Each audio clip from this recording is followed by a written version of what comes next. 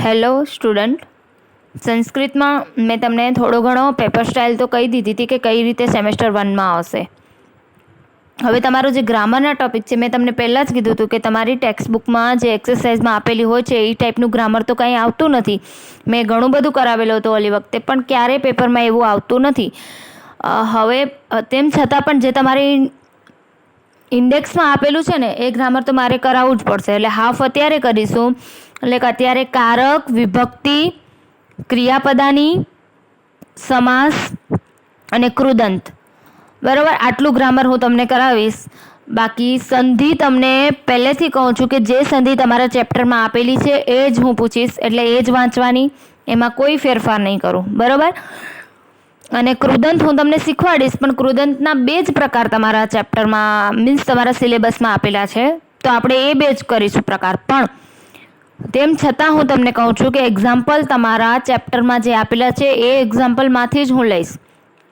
સમાસ હું તમને કરાવીશ. ડિફિકલ્ટ છે સંસ્કૃતના સમાસ, પણ તેમ છતાં મારી એક ડ્યુટી છે કે તમને કરાવવા, એટલે હું પરફેક્ટ જે રીત છે સમાસની એ જ રીતે શીખવાડીશ. પણ જનરલી હું તમને કહું છું કે એમાં તમને બહુ કન્ફ્યુઝન થશે, એટલે એવી ટ્રાય કરવાની કે સમાસને હિન્દી અને સંસ્કૃત બંને ભાષામાં સાથે સમજીશું ત્યારે જ સમજાશે. એ બધી વાત પછી કરીશું. પહેલાં આજે આપણે 2 ટોપિક આ વિડીયોમાં શીખીશું. એક ક્રિયાપદાની અને બીજો વિભક્તિ અને કારક. હવે જો આ 2 ટોપિક ઇઝી છે, એટલા હાર્ડ નથી, પણ એના જે તમારી ટેક્સ્ટબુકમાં જે રૂલ્સને આપેલા છે ને એ રીતે શીખવાડવા જઈશ તો એક લાંબો વિડીયો તમને બોરિંગ લાગશે અને સમજાશે નહીં. કારણ કે લાસ્ટ યર અમે ટ્રાય કરેલું હતું કે એ રીતે અમે કરતા ને તો સ્ટુડન્ટને ડેફિનેશન યાદ ના રહેતી, કાં પછી મિક્સ થઈ જતું બધું, એ રીતના થતું. ખરેખર એક્ઝામમાં કઈ રીતે પૂછાય છે, તમને યાદ રાખવાની ટ્રીક કઈ કહેવાય, એ ટ્રીકના હિસાબે પછીથી હું મારું આખું એમના માટે મેં અલગથી બનાવેલું છે. આ જે તમને પેજ દેખાય છે ને, એ મેં એમને એક ઇઝી રીતમાં શીખવાડ્યું છે કે ક્રિયાપદાની ખરેખર કઈ રીતે શીખાય. તો આજ હું તમને પણ એ જ રીતમાં શીખવાડવા માંગુ છું. હું નથી માંગતી કે તમને હું મોટી મોટી ડેફિનેશનો આપું ને એક્ઝામ્પલ એવા આપું એટલે તમે વાંચો અને મિક્સ થાય. એના કરતાં આપણે શોર્ટ એન્ડ સ્વીટ રસ્તાની રીતે શીખીશું. ક્રિયાપદાની. હવે ક્રિયાપદાની એટલે શું? તો આમ તો એમાં કેટલા બધું આવશે કે વર્તમાન કાળમાં અલગ, ભૂતકાળમાં અલગ, આ રીતે એમ અલગ હશે જ. પણ મેન જે વસ્તુ છે કે ક્રિયાપદાની એટલે શું? તો ક્રિયાપદાની એટલે તમે કોઈ પણ ક્રિયા કરો, કોઈ પણ કામ કરો, એને શું કહેવાય? વર્ક. એક પ્રકારનું કોઈ પણ વર્ક કરો છો એટલે એને કહેવાય ક્રિયાપદાની. હવે કઈ વસ્તુને તમે ક્રિયા કહેશો? તો ક્રીડંતી, બરાબર, એટલે તમે રમો છો, પ્લેઇંગ, રમો છો, એને શું કહેવાય? ક્રિયા. નિંદ્રાંતિ, સૂઈ ગયા છો, એ ક્રિયા. ગ્રામરમાં ક્રિયાપદાનીમાં મુખ્યત્વે આટલી ક્રિયાઓ આવે છે જે મેં ઉપર લખી છે. તમારે નોટબુકમાં લખી લેવાનું છે. હું કોઈ બીજો પેજ મોકલીશ નહીં લખવા માટે. આ વિડીયોમાં બરાબર દેખાય જ છે. પઠંતી, ચલતી, હસતી, લિખતી, નૃત્યાંતી. જો આના મિનિંગ પણ છે. ચલતી, વોકિંગ, પઠતી, રીડિંગ, હસતી, લાફિંગ, લિખતી, રાઇટિંગ, નૃત્યાંતી, ડાન્સિંગ, બરાબર. હવે તમને આમાં અમુક એવા શબ્દોના ઉપયોગ થતા હશે કે જે શબ્દોનો કઈ રીતે ચેન્જ થશે. જો હવે આ શબ્દ આપેલો છે એસહ, બરાબર. એસહ શબ્દ આપેલો છે એ યહ, એનો મતલબ શું થાય? આપણે જેને હિન્દીમાં યહ કહીએ અને એને ઇંગ્લિશની અંદર હી તરીકે, હી એટલે કોઈ બોય માટે, બરાબર, પુલિંગ માટે વાપરતા હોઈએ છીએ. હવે આ શબ્દ જે આપેલો છે એ શબ્દ જ્યારે, હવે તમને એમ થશે કે એસહ શબ્દ શા માટે લીધેલો છે, બરાબર. તો એસહ શબ્દનો જ યુઝ ક્રિયાપદાનીમાં થતો હોય છે પહેલું જ. તો જે એસહ શબ્દ છે એનો જ્યારે સ્ત્રીલિંગ આવે ત્યારે એસા થાય, બરાબર, અને નપુંસકલિંગ હોય ત્યારે એત, આ રીતે એનો ઉપયોગ. તો તમને આ યાદ રાખવાનું કે સ્ત્રીલિંગ હોય ત્યારે શું, પુલિંગ હોય ત્યારે અને નપુંસકલિંગ હોય ત્યારે. હકીકતમાં આ એક્ઝામમાં મને નથી લાગતું કે ક્રિયાપદાનીનું કંઈ આવી રીતના પૂછાશે. કઈ રીતના પૂછીશ તો હું જ તમને કહું છું કે એક્ઝામ્પલ તમને કેવું આપીશ ખબર છે? આ ઇઝી રીતે એટલે શીખવાડું છું કે માની લો કે હું એમ પૂછું કંઈક પણ કે બાલકા પઠતી, તો છોકરી, અથવા તો એમ કહું કે બાલિકા ક્રીડંતી, તો બાલિકા ક્રીડંતીનો મતલબ શું થાય કે રમે છે. તો તમને એમ પૂછવાનું હોય કે આમાંથી કઈ ક્રિયા છે, બરોબર. ક્રિયા લખો તો ક્રિયા કઈ કહેવાય, ક્રીડંતી ક્રિયા કહેવાય ને એમાંથી, તો તમને એ લખવાનું. હું એ રીતે ઇઝી વેમાં જ હું તમને પૂછું છું ગ્રામર. અને આ વખતે પેપર પણ આપણું અહીંયાથી આવવાનું છે, બારેથી નથી આવવાનું, એટલે હું એ રીતે ક્રિયાપદાની પૂછવાની છું. તેમ છતાં એક ડ્યુટી છે એટલે તમને થોડું ડિટેલ્સમાં સમજાવવું પડશે. બાકી ક્રિયાપદાનીમાં ખાસ કાંઈ છે નહીં. અને બીજું, જ્યારે સ શબ્દ, સ એટલે વહ, એનો મિનિંગ થાય વહ. હવે જ્યારે છોકરા માટે વપરાય ત્યારે ખાલી સહ હોય, છોકરી માટે વપરાય છે, આ જો અહીંયા લખેલું જ છે, ત્યારે એનો શા થઈ જાય, બરાબર. અને નપુંસકલિંગ માટે વપરાય ત્યારે તત શબ્દ થઈ જાય. આટલું તમને આ યાદ રાખવાનું છે.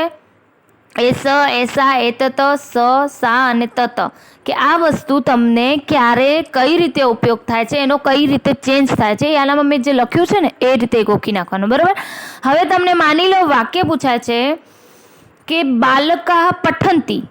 હવે એમ કે વાક્યનું બહુવચન કરો, તો બાલકા પઠતી, તો એનું પઠંતી. બાલિકા વદતી, વદતી એટલે બોલે છે, એ પણ એક ક્રિયા છે, આમાં લખવાની રહી ગઈ છે, નોટ ડાઉન કરી લેજો. તો બાલિકા વદંતી. હવે આમાં તમને એક ટ્રીક આપું છું, બીજું કંઈ માથું નહીં હોણવાનું. પઠંતી, નંતી, નંતી, નંતી, નંતી, જેટલા શબ્દોની અંદર ક્રિયાઓ જે છે, ક્રીડંતી, નિંદ્રાંતી, પઠંતી, ચલંતી, હસંતી, લિખંતી, નૃત્યાંતી, એ આપેલું હોય એટલે સમજી લેવાનું વાક્ય બહુવચન છે, બરાબર. બાકી પઠતી, વદતી, હસતી, લિખતી, નૃત્યતી આવું હોય તો વાક્ય એક વચન છે. હવે તમને એમ થશે કે ટીચર આટલુંમાં ક્રિયાપદાની આવી ગયું તો આવી ગયું, કાં તો તમને એવું પૂછવામાં આવશે. અને આ એસ, એસા, એ તો તમે શું કામ આપ્યા છે? કારણ કે તમને વાક્ય ઓળખવા થાય કે છોકરાની વાત કરી છે, છોકરીની વાત કરી છે, કોઈક બીજી વસ્તુની વાત કરી છે, બરાબર. જ્યારે વાક્યની આગળ એસ, એસા અને એતત લાગે ત્યારે, સ, સા, તત લાગે ત્યારે, કે કોની વાત કરવામાં આવી છે, છોકરી, છોકરો, કે કોની વાત કરવામાં આવી છે, એ આ વાક્યો ઉપરથી, મીન્સ આ શબ્દો ઉપરથી તમને સમજાય એટલે મેં આપ્યા છે. બાકી પૂછવાનું શું હશે કે બહુવચન કરો તો પાછળ શું લગાડી દેવાનું? પઠતી હોય તો પઠંતી, વદતી હોય તો વદંતી. અને તમને એમ પૂછે કે આમાંથી ક્રિયા શોધો, તો ક્રિયા કઈ હોય? આ આપેલી છે આટલી ક્રિયાઓ, એમાંથી કોઈ પણ એક ક્રિયા, બરાબર. આ બે રીતે જ તમને એક્ઝામમાં ક્વેશ્ચન પૂછાશે. એટલે હવે આમાં તમને મને નથી લાગતું કાંઈ ડાઉટ હશે ક્રિયાપદાનીમાં.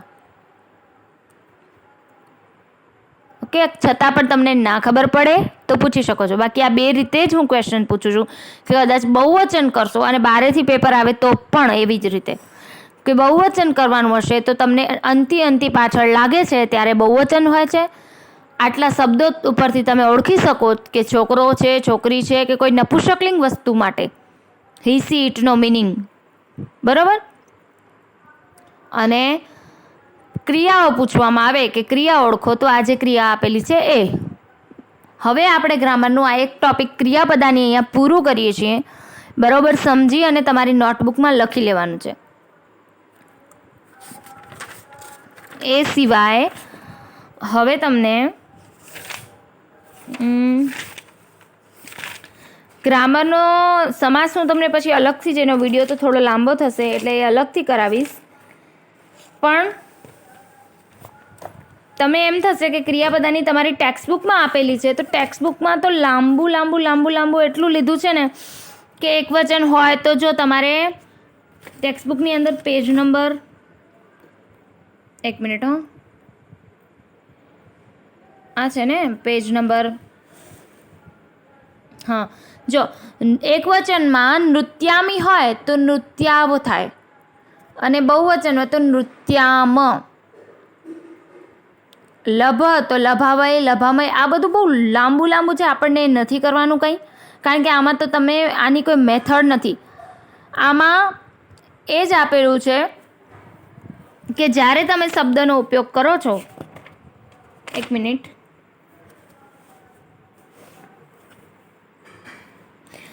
ધારો કે વર્તમાન કાળ હોય, તમારા ટેક્સ્ટબુકમાં પેજ નંબર 99 કાઢો તો થોડું એ ડિટેલ્સમાં એ પણ કહી દઉં.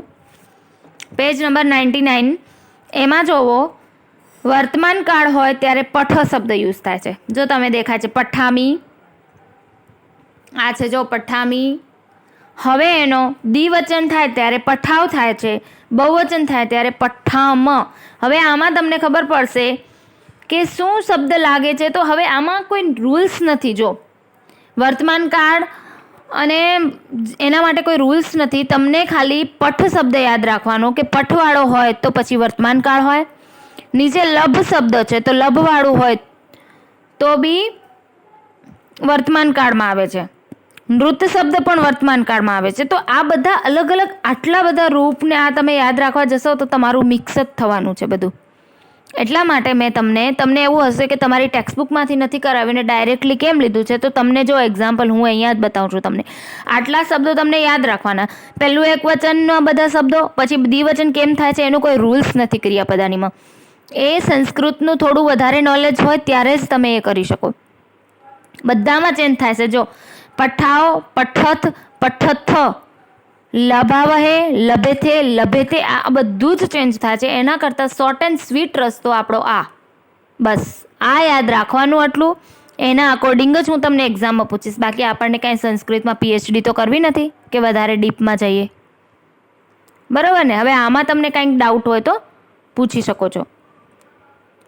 બાકી પેજ નંબર 98 ઉપર જોઈ લો. જો એનામાં થોડું જાણવા જેવું છે કે વર્તમાન કાળ હોય અને તમને જ્યારે જે વાક્ય હોય મીન્સ જે વર્ડ હોય એમાં ધારી લો કે મી, સી, તી, રી એવું લાગેલું હોય ત્યારે એક વચન.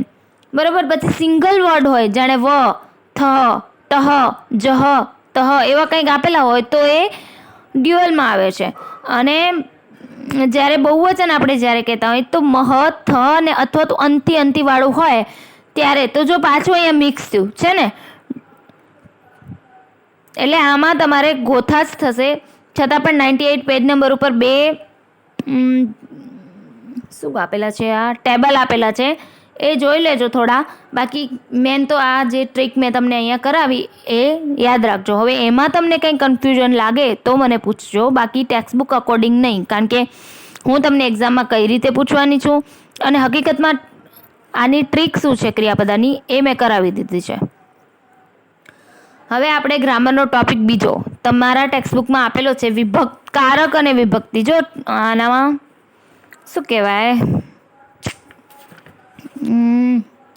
ઇન્ડેક્સમાં જોજો કારક અને વિભક્તિ અને ક્રિયાપદાની એવી રીતે ક્રિયાપદાની પૂરું અને કારક અને વિભક્તિ આપણે જોઈએ તો એ પણ આમાં બહુ લાંબુ આપેલું છે ને આમાં મેં ઇઝી બનાવીને તમને શીખવાડું છું. હવે આમાં જ્યારે તમે કારક અને વિભક્તિ બંને શું હોય છે તો કારક આમાં ઉપર ખાલી વિભક્તિ લખ્યું છે હેડિંગમાં, હું ભૂલી ગઈ છું.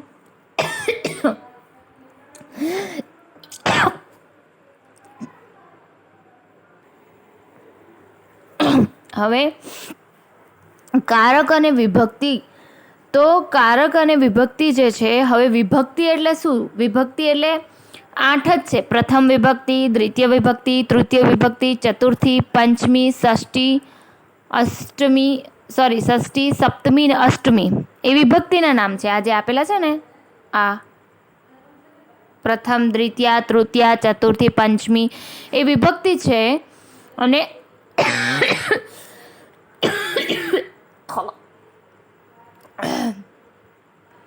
અને આ જે કારક એટલે શું તો જે કર્તા, કર્મ, કરણ, સંપ્રદાન, અપાદાન, સંબોધન, અધિકરણ, સંબોધન આ લખેલા છે ને એનામાં જે આપેલા છે જો ને, કો, સે, કે, સે, કા એ આપેલા છે ને એને શું કહેવાય? કારક કહેવાય. તો પહેલાં તો વિભક્તિને કારક સમજાણું કઈ રીતે. હવે પ્રથમ વિભક્તિ જે હોય એમાં કર્તા આવે.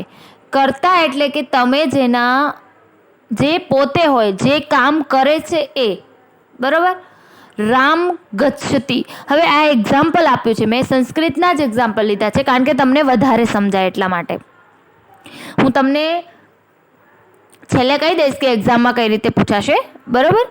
હવે એક મિનિટ, મમ્મા અવાજ ન કરો ને.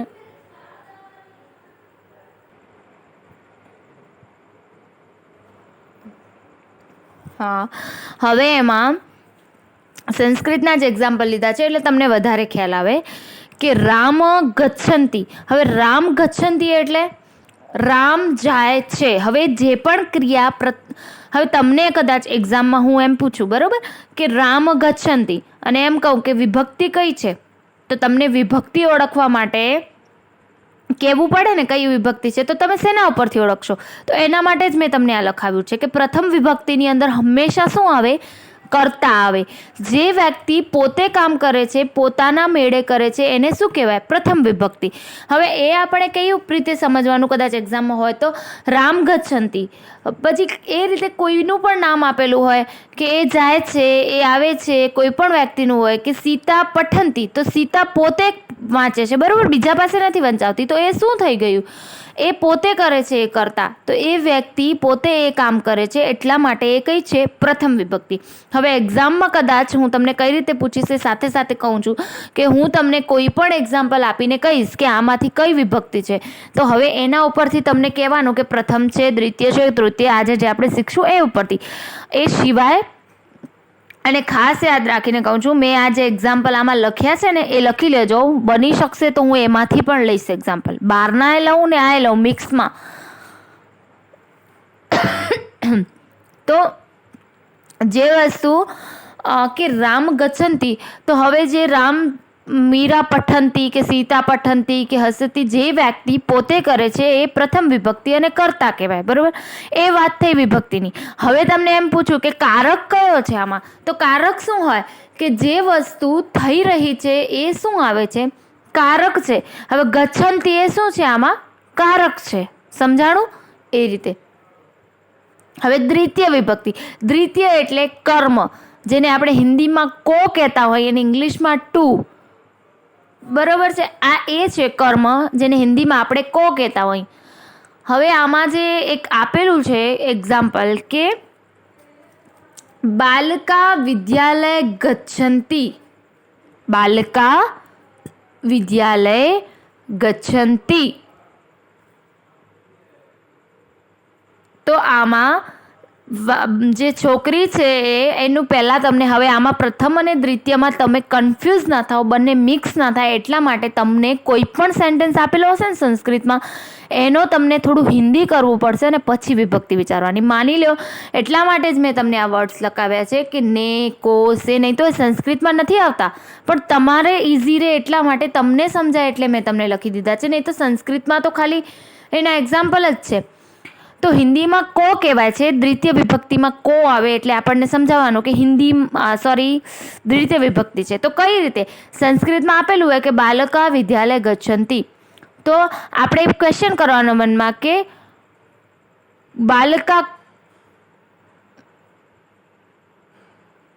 કો કરંતી અથવા તો કો જાતિ, એ રીતે આપણે તમે ક્વેશ્ચન કરો છો કાંઈક પણ, તો એમાં શું આવશે કે વિદ્યાલય ગચ્છતિ. તમને એમ થશે કે હિન્દીમાં એમ આવે કે કહા જાતી હૈ એવું, બરાબર.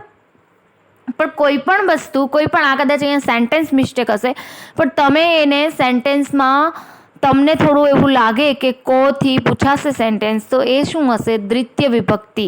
બાકી બીજી કોઈ આમાં ટ્રીક નથી યાદ રાખવાની કે હું તમને રખાવું. બની શકશે તો હું આમાંથી જ એક્ઝામ્પલ લઈશ કે તમને ઇઝી રહે, પણ છતાં આપણે આગળ શીખવું છે અને બેઠો ઉતારો નથી કરવો એટલા માટે તમને હું અત્યારથી કહી દઉં છું. બાકી તમારી જે રાજકોટથી પેપર આવે છે ને એમાં તો ક્રિયાપદાની, વિભક્તિ, સમાસ કાંઈ જ નથી પૂછાતું, કંઈ જ નહીં. આ મારો 1 વર્ષનો એક્સપિરિયન્સ છે આપણી સ્કૂલમાં. લાસ્ટ યરના પેપર છે. ઓલા રશ્મિકા ટીચર હતા ને પહેલાં એ કરાવતા 4-5 વર્ષ. અમે બંને થઈને છેલ્લા 5 થી 6 વર્ષમાં ક્યારેય પણ રાજકોટના પેપરમાં એ લોકોએ જે ટેક્સ્ટબુકમાં ગ્રામર આપ્યું છે ને એ અમે ક્યારેય નથી જોયું કે એ લોકો પૂછે. બોલો, છતાં પણ અમને આ બધી જ વસ્તુ શીખવાડવી પડે છે તમને, ક્રિયાપદાની, વિભક્તિ, સમાસ, બધું જ. એ લોકો ગ્રામરમાં શું પૂછે છે ખબર? વધારે પડતી ગ્લોસરી પૂછે, ગ્લોસરી, સંધિ, એ જ વસ્તુ પૂછે છે અને કંઈક અજીબ પ્રકારનું ગ્રામર કાઢે છે. એટલે પછી એન્ડ ટાઈમ ઉપર ચેન્જ કરાવવાનું હોય એટલા માટે હું તમને આ શીખવાડતી હોઉં છું. પણ આ વખતે તો સેમેસ્ટર 1 તો હું જ બનાવીશ પેપર, એટલે હમણાં તો તમને હું મારી મેથડથી સેકન્ડ સેમેસ્ટર ટાઈમે આપણે જોઈ લેશું. તૃતીય વિભક્તિ કરણ. કરણ એટલે તમને કોઈક દ્વારા કરતા હો, બાય, બરોબર, જેને આપણે કહેતા હોય, પોતે નહીં, કોઈક દ્વારા. લાઈક એને હિન્દીમાં સે કહેવાય, સે. હવે સહહસ્તેન ખાદતી, જો હવે તમે આમાં ક્વેશ્ચન કરવાનું તમારા માઇન્ડમાં કે સહહસ્તેન ખાદતી એટલે એ પોતાના હાથથી ખાય છે. હવે હિન્દીમાં તમે બનાવો તો શું આવે? કિસસે ખાતા હૈ, તો તમને ખબર પડી જાય ને કે સે આવ્યો. હવે એટલે કઈ વિભક્તિ થશે? તૃતીય. સમજાણું? આ રીતે. ચતુર્થ સંપ્રદાન, ચતુર્થમાં શું આવે? સંપ્રદાન. કારક શું છે? સંપ્રદાન. સંપ્રદાન એટલે કે લીએ. હિન્દીમાં શું થાય? કે લીએ. અને આપણે ઇંગ્લિશમાં શું કહેતા હોય એને? Four. This is for you, કે કોઈને પણ આપણે ફોર એટલે એના માટે. તો કે લીએ. હવે નિર્ધાન્ય ધન દેય,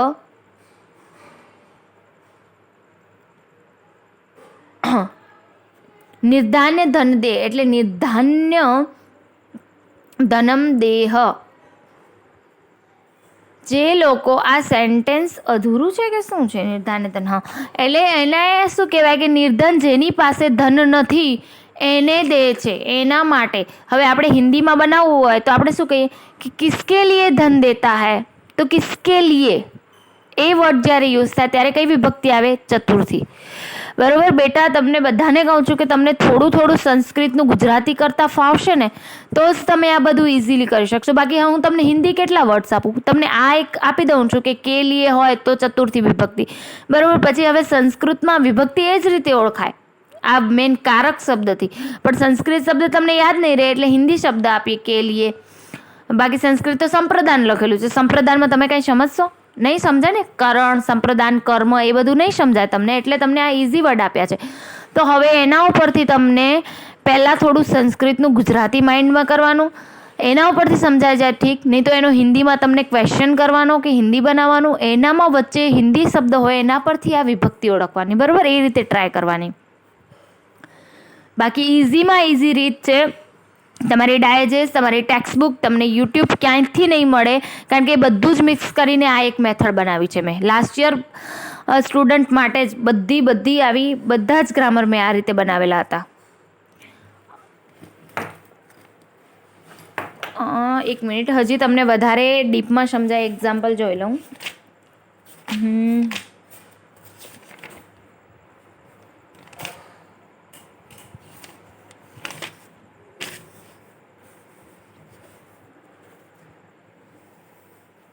એ જ છે વિભક્તિ, જેમાં એક્ઝામ્પલ તો મેં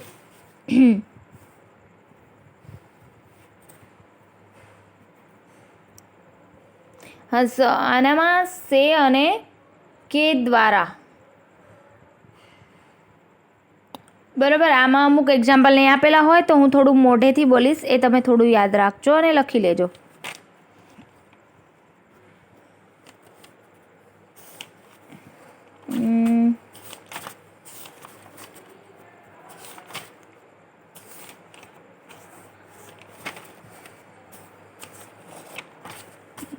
ક્યાં ગયું આ?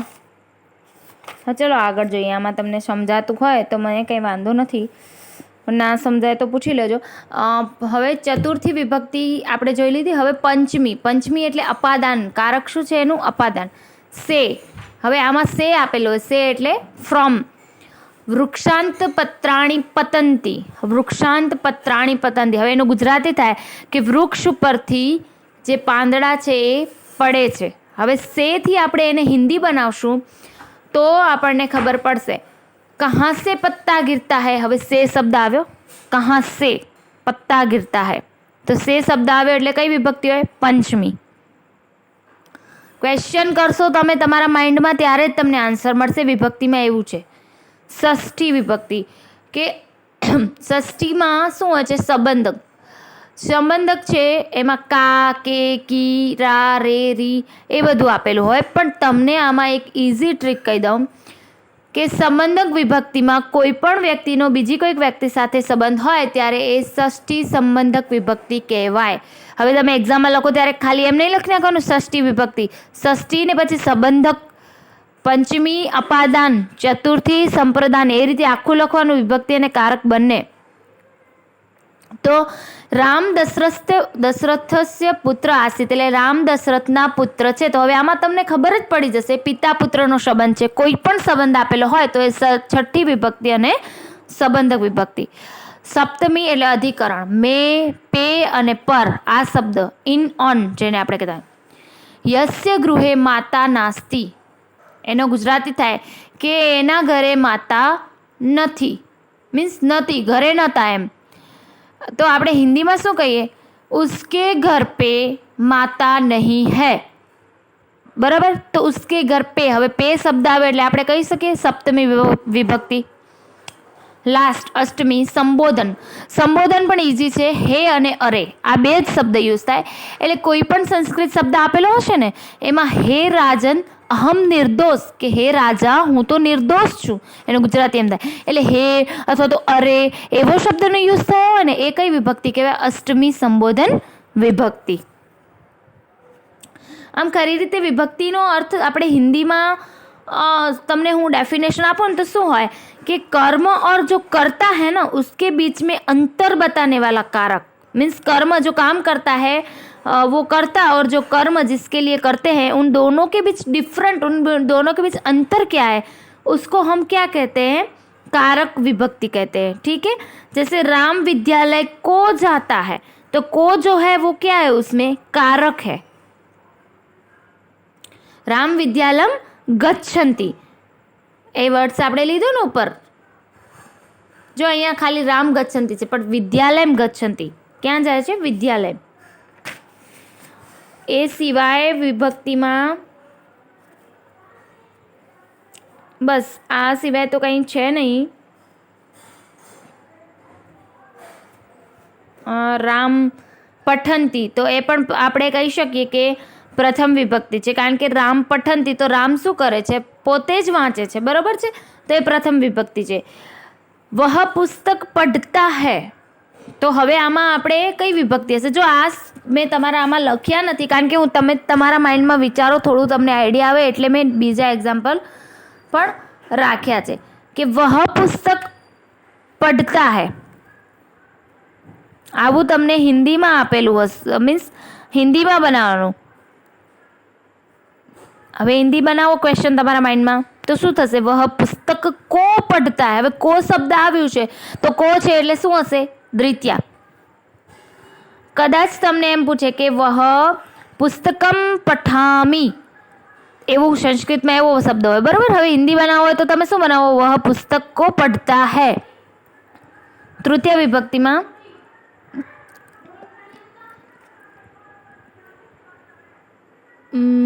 તૃતીય વિભક્તિમાં તો આપેલું જ છે કે સે, જેમાં સે થી આપણે બનાવતા હોય. જાણે કે કોઈ કેમ કે અહમ કલમમ લિખંતી. હા, કલમમ લિખંતી એટલે અમે આનું ગુજરાતી એમ થાય કે હું કલમથી, એટલે પેન આવે ને, પેન્સિલ કે પેન જે કહેતા હોય, ખડીયો આવે લખવાનો, એનાથી લખું છું. અને હિન્દી શું બને? મેં કલમ સે લિખતા હું તો સે આવ્યો. તો સેમાં શું હશે? તૃતીય વિભક્તિ. બરાબર. એ જ રીતે જે તમને મેં કહી દીધું એ જ રીતે. બરાબર. આ પ્રમાણે તમને યાદ રાખી અને વિભક્તિ કરવાની છે તમને. બાકી મને યાદ છે ત્યાં સુધી મેં તમને 8થમાં લગભગ વિભક્તિ કરાવેલી હતી. બરાબર. હવે સંબોધન વિભક્તિ જે છે એમાં તો મેં તમને કહી દીધું કે હે કે અરે શબ્દનો યુઝ થાય ત્યારે તમને સંબોધન વિભક્તિ હોય. બરાબર. સંબોધન કરતા હો તમે કોઈક વ્યક્તિને. એ સિવાય ગ્રામરમાં તો આમાં સોરી વિભક્તિને કારકમાં બીજું કંઈ છે નહીં, આટલું જ યાદ રાખવાનું છે. છતાં આમાં તમને ના સમજાય, કંઈક એવું લાગે કે હવે નથી સમજાતું, બની શકે ત્યાં સુધી લગભગ કોઈ ટ્રીક બાકી નથી. જેમ બને એમ ઇઝી બનાવીને આટલું મેથ જે પેજ છે એવું રેડી કર્યું છે તમારા માટે. અને એક્ઝામ્પલ હું કેટલા આપી શકું બોલો? 4, 5, 10 આપું? એક્ઝામમાં થોડી નક્કી હોય કે 10માંથી કે 5માંથી હોય. છતાં તમને એટલી હું આપું છું છૂટ કે આમાંથી પણ લઈશ કદાચ તો કરી લેજો. એ સિવાય પણ હોઈ શકે, પણ તમને જે યાદ રાખવાનું છે એ તો રાખવાનું જ છે, રૂલ્સને એના. હવે પછીના વિડીયોમાં હું તમને ગ્રામરમાં સમાસ કરાવીશ. અને કૃદંત તમારા આમાં 2 જ પૂછેલા છે, એટલે કૃદંત તો 10 મિનિટમાં થઈ જાય એવા છે, કારણ કે 2 જ કૃદંત પૂછ્યા છે. એટલે એ પછી કરાવી દઈશ કૃદંત. પહેલાં સમાસ થોડા લાંબા છે, થોડા ડિફિકલ્ટ છે, એટલે પછીના વિડીયોમાં આપણે સમાસ કરીશું. એટલે જેમ બને એમ સંસ્કૃતનો સિલેબસ આમ તો એક્ઝામ સુધી કવર થઈ જ જશે. બરાબર. બાકી એક્સ્ટ્રા ગ્રામર જે મેં લાસ્ટ ટાઈમ કરાવેલું હતું એ મહેનત મારે હવે નથી કરવી. આ આમ એક્સ્ટ્રા જ છે, કારણ કે ખાલી હું કરાવું અને પછી પૂછાતું કંઈ જ નથી. બરાબર. આ સિવાય તમને કંઈ એવું ડાઉટ લાગે તો તમે પૂછી શકો છો. બરાબર. Okay, thank you.